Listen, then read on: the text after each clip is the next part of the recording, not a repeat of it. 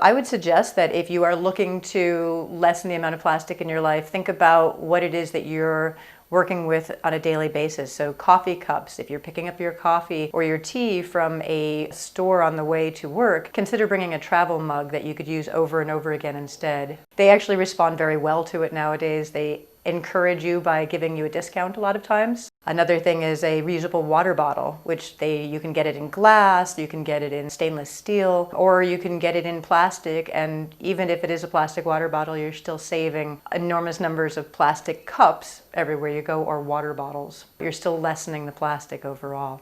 Another thing you could do is when you're at the grocery store, instead of using the plastic bags that are really a disaster for our recycling system and the environment, please use reusable bags. They can be made out of anything, and I've heard misleading life cycle analysis on plastic bags and how they're more energy in the end, but I've had mine for 10 or 15 years and they're still going strong. So please use those instead of plastic bags. You can also consider buying your fruits and vegetables natural instead of with plastic containers on them. It is certainly going to cut down on the amount of plastic in your home and that's manufactured in general, but at the same time, you should be aware that the fruits and vegetables will go bad more quickly. So you might have to live a more European way of buying your groceries, where you buy for a few days rather than for weeks at a time.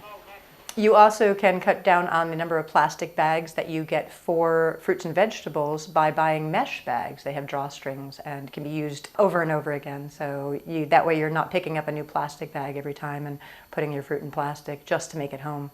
When you go to buy items for your home, a lot of times you will have a choice between one that is heavily packaged and one that is just sitting on the shelf. Let's say it's a pair of scissors. Some come by themselves and you simply buy the scissors, and some you buy with a big piece of cardboard on one side and a molded shape of plastic on the other. It's really unnecessary for your use and takes longer to undo and ends up with more wasteful packaging. So consider what you're buying and what form it comes in. If you do have plastic bags left over from your groceries, let's say you put meat in them or something that you didn't want to get all over the inside of your reusable bag, you can always use those plastic bags again or find someone else who will. A lot of people will use them for following their dog or for kitty litter, and reuse is a really good way to make the most out of a plastic bag.